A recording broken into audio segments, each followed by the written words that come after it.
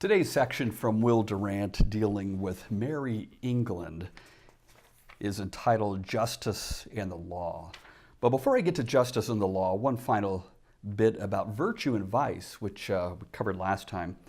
And that is just to point out that the economic system that Queen Elizabeth supported and encouraged was one largely driven by graft and corruption, according to Will Durant.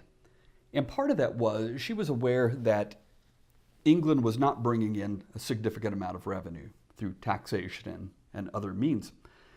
So she had to find a way to keep the ship afloat nonetheless. So it's almost as if I were a professor at a university, as I was back in the day, and the university decided to pay me only $20,000 a year in salary. So they wanted to keep their expenses low. However, they gave me the freedom to raise additional income to support my lifestyle and whatever as a professor. How would I do that? Well, it's easy. You find a student who comes from a rich family and you give that student a failing grade. And in order for that student to get a C or even an A, they're going to have to pay, I don't know, $5,000, $10,000, whatever I can find that the market will support, and continue to live as a human being on this planet. So that's basically how she operated the economy, was using that system of graft, that system of corruption, using bribes as a functional part of the economy. And you know, if everybody knows what the rules are and that's how it's played, then, you just you can make it function for you. There are missionary organizations, for example, who have it by necessity in their annual budgets, a fair amount of money to deal with bribes in other parts of the world, because that's just how business is done. And if you don't pay those bribes, you're not going to be able to get the building supplies for your medical clinic or whatever the case might be. So that's just a little footnote on virtue and vice, which leads us to a similar theme regarding justice and the law. So if you have a queen who says, hey, let's just go ahead and allow graft and bribes, etc., as a valid part of our economy, you can imagine that justice was not exactly impartial when it came to the monarchy. In fact, the justices, the judges, the court was pretty much all in the pockets of the monarchy. And so it was difficult to get a settlement in court that was impartial, especially if the impartiality would go against the interest of the monarchy or the other powers that be.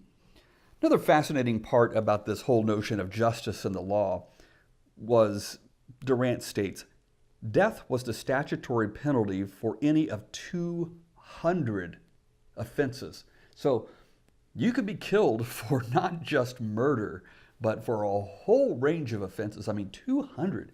If you were to sit down with a piece of paper and try to come up with a list of 200 crimes that would be worthy of death, you would probably run out after 10, 15 once you go through the most obvious ones. But they had blackmail, cutting down young trees. I mean, who wouldn't put that on the top of their list? And stealing more than a shilling, which probably can't be that much back then or now. So it says that in the average Elizabethan year, 800 persons were hanged for a crime. Now they had a population of 5 million. So we're hanging 800 people out of those 5 million. What does that work out to be? I mean, you think about if we were, as a country, the United States today in 2019, putting to death 800 people a year, wow, that's a lot. But we also have a lot more than 5 million people. We've got 327.5 million people currently. So anyway, I crunched some numbers on this just to give a sense of, in American terms, contemporary America today, how many people would be put to death if the percentage rate was 500 or it was 800 out of 5 million back then. Turns out that here in the DFW area, where we have a population of 6.8 million currently in 2019, that we would be putting to death right here in the Dallas, Fort Worth, Arlington area 1,088 people every single year, or at a clip of about 3 a day. So these are probably public hangings too. So I could probably take my choice of locations today, perhaps one in Fort Worth, maybe one in Dallas, one in Arlington, and that's just today. And then we've got the whole rest of the week, rest of the month, rest of the year. 1,088 people just in the DFW area. In Texas total, we would have 4,500 plus public hangings per year. And in the United States collectively, 52,400. So that is more by about 15,000 than we have automobile deaths each year. Let's see, the rates were 37,000 deaths via auto in 2017.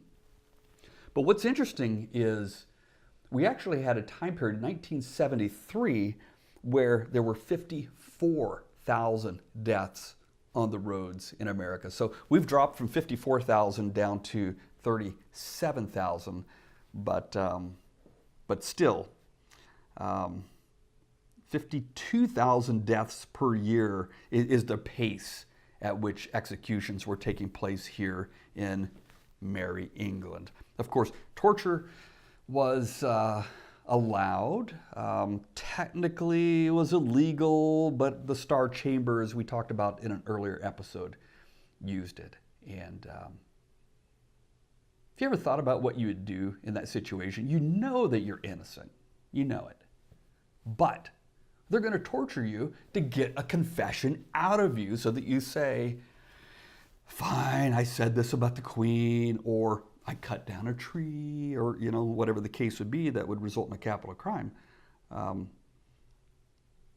When you look at the history of Russia and you look at the Preobrazhensky, what was the other group? There was another group. It wasn't the Preobrazhensky. It was, I'll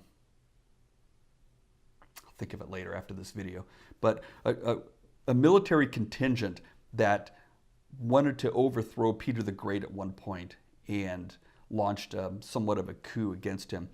And so he tortured about 2,000 or 3,000 of them over a multi-month period. And these people were just, you couldn't get a confession out of them. You could get nothing out of them because torture didn't work on them.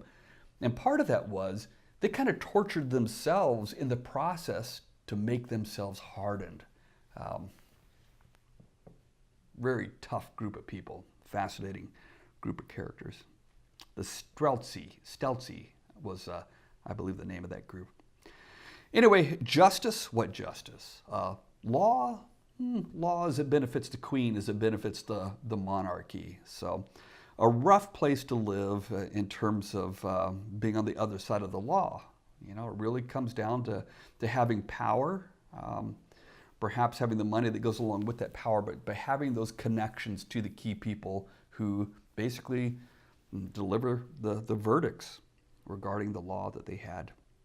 Next time up, we'll look at what the home life was, sanitation and the rest in England back in the 1580s to the early 1600s. Oh, hey, real quickly. Great weekend. Why? Because I found my official Webster's third new international dictionary, clean and unmolested, with the exception of a pencil mark on the bottom that I can erase. And I got it for $3 at Half Price Books here in, I forget exactly where it was, here in North Texas. But this is the one that I had been looking for, and it was originally marked $19 on the inside, but for whatever reason they had it on the clearance section for $3. And so it's all mine, and I'm excited about this. It's just really cool. There is a whole section at the beginning to lead you through pronunciations, and being able to decipher the pronunciation codes that are in here for each entry. So cool stuff. Also picked up this wonderful book about biology, which I've read the first few chapters on this weekend. And I'm interested, just as I'm interested in history, I'm also interested in science. So I'm thinking about creating a playlist regarding science, biology and chemistry in particular, maybe some mathematics as well, and exploring that as an option. Biology is fascinating. I don't usually look at the world through a scientific lens, but I found when I was standing in line at Panda Express ordering some type of chicken stir fry the other night, I looked at that chicken and I thought, there's like a chicken genome inside that meat, the encoded double helix with all of the genetic data for chicken nests. And I went ahead and ate it anyway. Then I got to thinking about a dog, a friend's dog, and again, dog DNA. But then this dog, unlike the chicken, is still alive. Dog's got a personality. And got to thinking, wow, this book is really cool. It explains the chemical processes and the biological explosion of life and all that stuff in very physical terms. But now you got this dog that's got a personality. The dog will either like me or not like me. And how do you account for consciousness when it stems originally from biology? I mean, the whole thing started as a single cell and multiplied, and now you got this dog. So, philosophy is certainly connected to this as well. Anyway, I would love to explore biology, chemistry. I'm not going to teach out of a book, certainly, but I would like to go out and talk to some real biologists who are doing fascinating things and maybe unpack some of that. Anyway, see you back next time for In the Home.